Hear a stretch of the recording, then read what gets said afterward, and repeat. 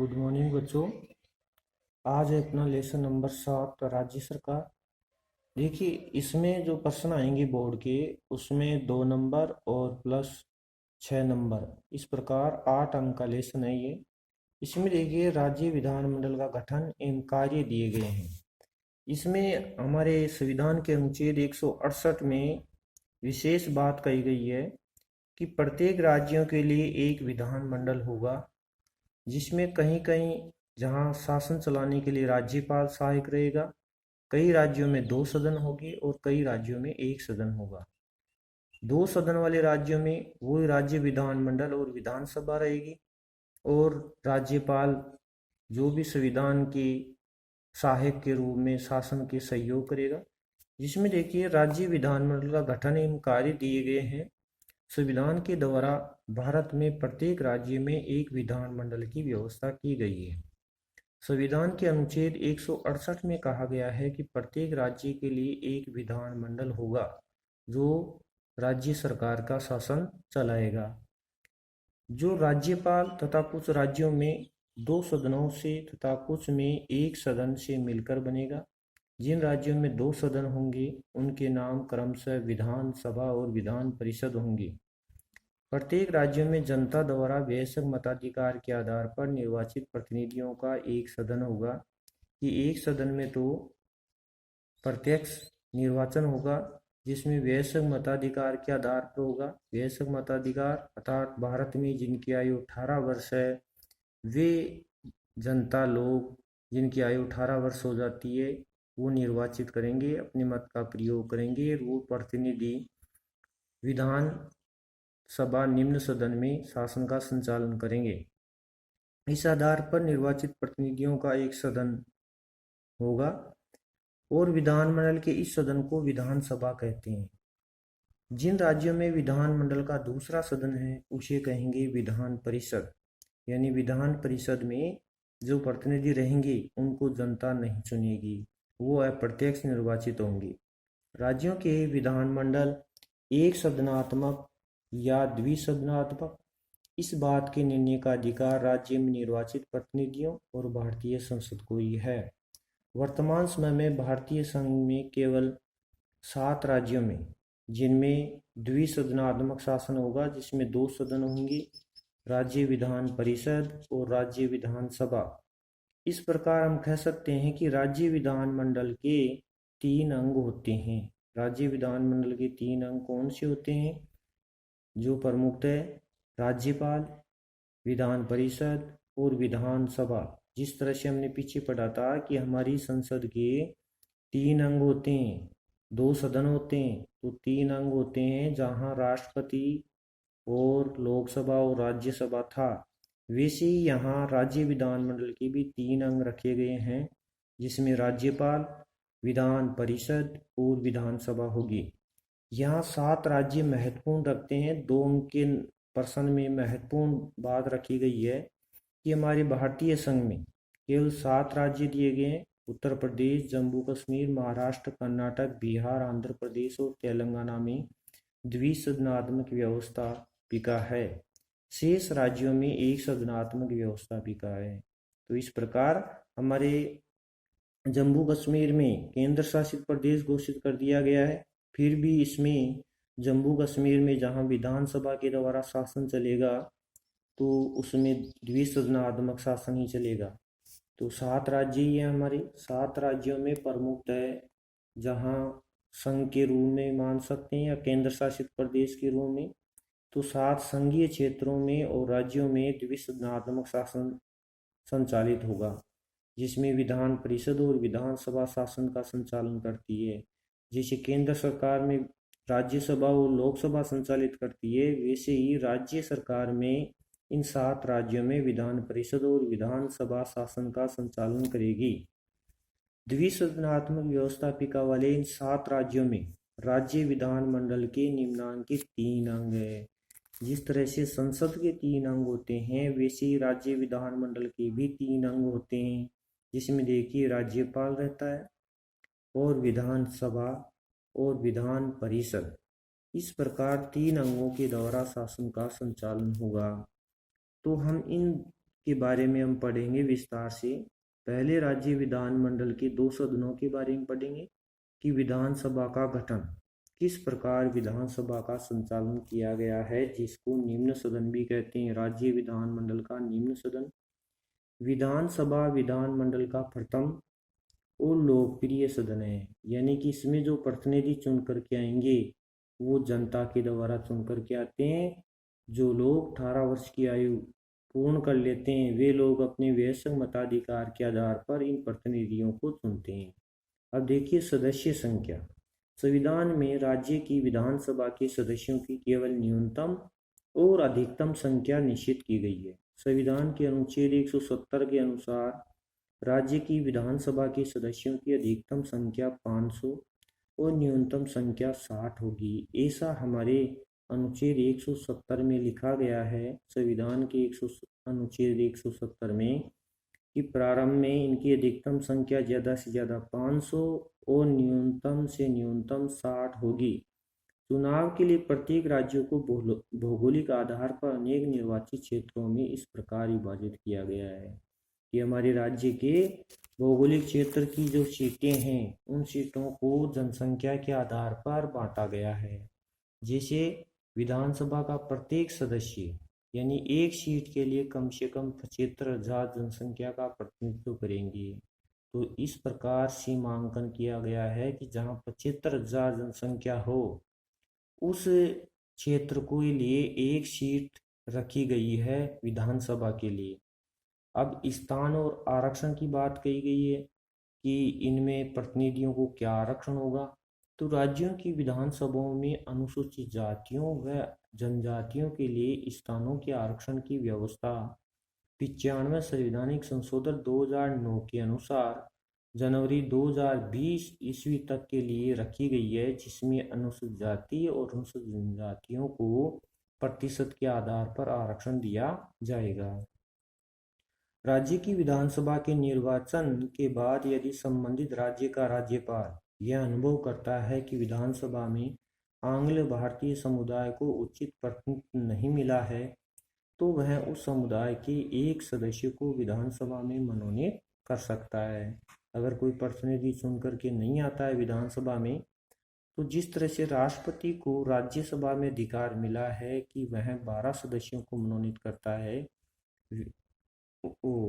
राज्यसभा में 12 सदस्यों को और लोकसभा में 2 सदस्यों को राष्ट्रपति मनोनीत करता है, वैसे ही यहाँ राज्यों में राज्यपाल विधानसभा में एक प्रतिनिधि को नियुक्त कर सकता है, मनोनीत कर सकता है। निर्वाचन पद्धति, इनका निर्वाचन किस प्रकार होगा। आंग्ल भारतीय समुदाय के नामजद सदस्यों को छोड़कर विधानसभा के अन्य सभी सदस्यों का मतदाताओं द्वारा प्रत्यक्ष रूप में चुनाव होता है। ये आंग्ल भारतीय समुदाय को छोड़ करके और बाकी जितने भी प्रतिनिधि हैं उनका चुनाव जनता करेगी। चुनाव के लिए वयस्क मताधिकार और संयुक्त निर्वाचन प्रणाली तथा साधारण बहुमत की पद्धति अपनाई गई है। सभी निर्वाचन क्षेत्र एकल सदस्य है कि जो भी निर्वाचन क्षेत्र रखे गए हैं उसमें एक सीट ही जीत करके आती है। सदस्यों की योग्यताएं क्या रखी गई है कि जैसे लोकसभा की योग्यताएं हैं वैसे ही इस विधानसभा के सदस्यों की योग्यताएं हैं। विधानसभा की सदस्यता के लिए व्यक्ति को निम्नलिखित योग्यताएं प्राप्त होनी चाहिए। वह भारत का नागरिक हो और उसकी आयु कम से कम 25 वर्ष। जैसे लोकसभा के प्रतिनिधियों की आयु भी 25 वर्ष है और विधानसभा की भी, तो इन दोनों की सेम योग्यताएं हैं। वह भारत सरकार या राज्य सरकार के अधीन लाभ का पद धारण किए हुए न हो, वह पागल या दिवालिया घोषित नहीं किया जा चुका हो, वह संसद या राज्य के विधानमंडल द्वारा निर्धारित शर्तों की पूर्ति करता हो। फिर सदस्यों की सदस्यता का अंत, इन सदस्यों को कैसे हटाया जा सकता है। विधानमंडल के दोनों सदनों की सदस्यता का अंत निम्नलिखित में से किसी परिस्थिति में हो सकता है। ये वेरी मोस्ट है, कई बार बोर्ड में आ चुका है 2 नंबर के 2 अंक के अंतर्गत कि अगर कोई विधानसभा या विधानमंडल के सदस्यों की सदस्यता का अंत किन परिस्थितियों में किया जाता है। तो प्रमुख परिस्थितियां देखिए। पहली परिस्थिति तो ये कि कब कैसे सदस्यों को हटा सकते हैं। कोई भी व्यक्ति यदि राज्य विधानमंडलों के दोनों सदनों का सदस्य निर्वाचित हो जाता है और उसे एक सदन से यानी किसी न किसी प्रकार से हटाना है, तो उसके लिए प्रमुख शर्त ये है कि त्यागपत्र देना होता है। और इसी प्रकार कोई व्यक्ति राज्य के विधानमंडल और संसद दोनों का एक साथ सदस्य नहीं रह सकता। दूसरी परिस्थिति ये बताइए, यदि कोई भी सदस्य विधानमंडल के संबंधित सदन की बैठक में सदन की आज्ञा के बिना लगातार 60 दिन तक अनुपस्थित रहता है, तो उसकी सदस्यता का भी अंत हो जाता है। कि अगर वह विधानमंडल के दोनों सदन है जहां विधान परिषद और विधानसभा, अगर उसकी मीटिंग में नहीं जाता है, लगातार 60 दिनों तक अनुपस्थित रहता है, तो उसकी सदस्यता का अंत हो जाता है। तीसरी परिस्थिति बताइए, यदि किसी सदन का सदस्य हो चुकने के बाद उसमें सदस्यता के लिए निर्धारित योग्यता नहीं रह जाती है, तो उसमें कोई निर्धारित अयोग्यता पैदा हो जाती है, तो उसको पद से हटाया जा सकता है। इस प्रकार ये प्रमुख परिस्थितियां हैं। अब देखिए विधानसभा का कार्यकाल। जो लोकसभा का कार्यकाल होता है वो ही विधानसभा का कार्यकाल होता है। राज्य विधानसभा का कार्यकाल 5 वर्ष का है। राज्यपाल द्वारा इसे समय से पूर्व भी भंग किया जा सकता है, परंतु यदि संकट काल की घोषणा प्रवर्तन में हो तो संसद विधि द्वारा विधानसभा का कार्यकाल बढ़ा सकती है, जो एक बार में 1 वर्ष से अधिक नहीं होगा, तथा किसी भी अवस्था में संकट काल की घोषणा समाप्त हो जाने के बाद 6 माह की अवधि से अधिक नहीं होगा। पदाधिकारी बताए गए हैं, जैसे लोकसभा में पदाधिकारी थे अध्यक्ष और उपाध्यक्ष, वैसे इसी में भी बताए गए हैं, एक अध्यक्ष होता है और एक उपाध्यक्ष। प्रत्येक राज्य की विधानसभा में 2 मुख्य पदाधिकारी होते हैं, अध्यक्ष और उपाध्यक्ष। इन दोनों का चुनाव विधानसभा के सदस्य अपने सदस्यों में से ही करते हैं, तथा इसका कार्यकाल भी विधानसभा के कार्यकाल तक होता है। कि जो अध्यक्ष और उपाध्यक्ष मॉनिटर चुनते हैं, फर्स्ट मॉनिटर और सेकंड मॉनिटर, वैसे ही इनका कार्यकाल विधानसभा के ऊपर निर्भर रहता है। जैसे विधानसभा 5 वर्ष के लिए चलती है, तो 5 वर्ष या समय से पहले भी सारे सदस्य मिलकर इसको हटा सकते हैं। इसके बीच अध्यक्ष अपना त्यागपत्र उपाध्यक्ष को और उपाध्यक्ष अपना त्यागपत्र अध्यक्ष को भी दे सकता है।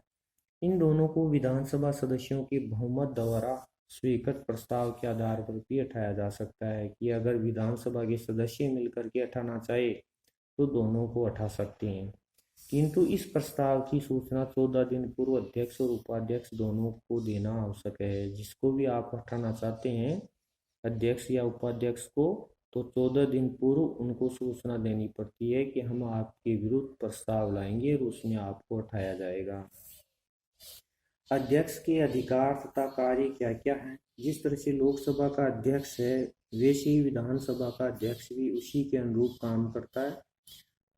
जहाँ संसद में अध्यक्ष होता है या लोकसभा का जो अध्यक्ष होता है, जो कार्य प्रणाली करता है, वैसी की वैसी विधानसभा का अध्यक्ष कार्यों को संचालित करता है। तो निम्न कार्य क्या है उसकी, वह विधानसभा की बैठकों की अध्यक्षता करता है और सदन की कार्यवाही का संचालन भी करता है। सदन में शांति और व्यवस्था बनाए रखना उसका मुख्य उत्तरदायित्व है, तथा इसी हेतु उसे समस्त आवश्यक कार्यवाही करने का अधिकार भी होता है। सदन का कोई सदस्य सदन में उसकी आज्ञा से ही भाषण दे सकता है।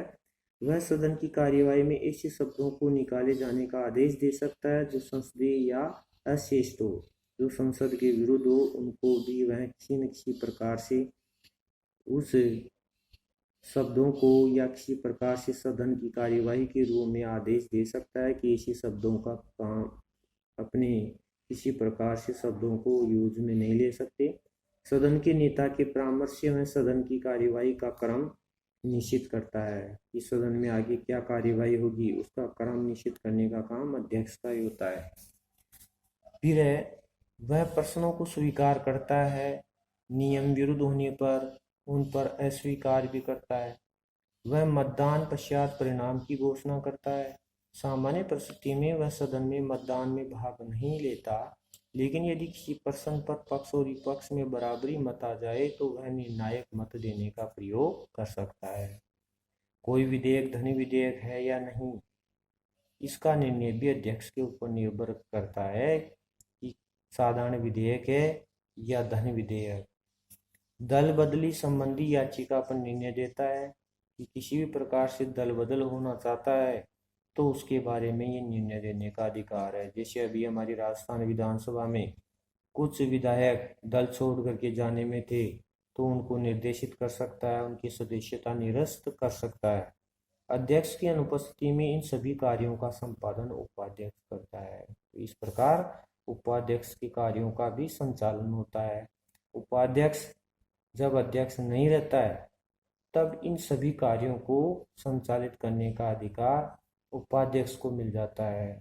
तो अध्यक्ष और उपाध्यक्ष एक मॉनिटर की तरह होते हैं। जैसे हमारी क्लास में मॉनिटर फर्स्ट और सेकंड होता है, वैसे ही विधानसभा में भी दो मॉनिटर बनाए जाते हैं।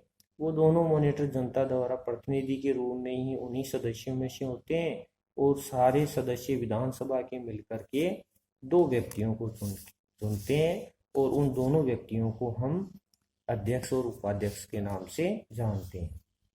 अब देखिए नेक्स्ट है दूसरा सदन। विधानमंडल का दूसरा सदन है विधान परिषद का गठन। अब विधान परिषद 7 राज्यों में है, तो इन 7 राज्यों में विधान परिषद का संचालन किस प्रकार होता है, इसका हम नेक्स्ट वीडियो में देखेंगे। धन्यवाद।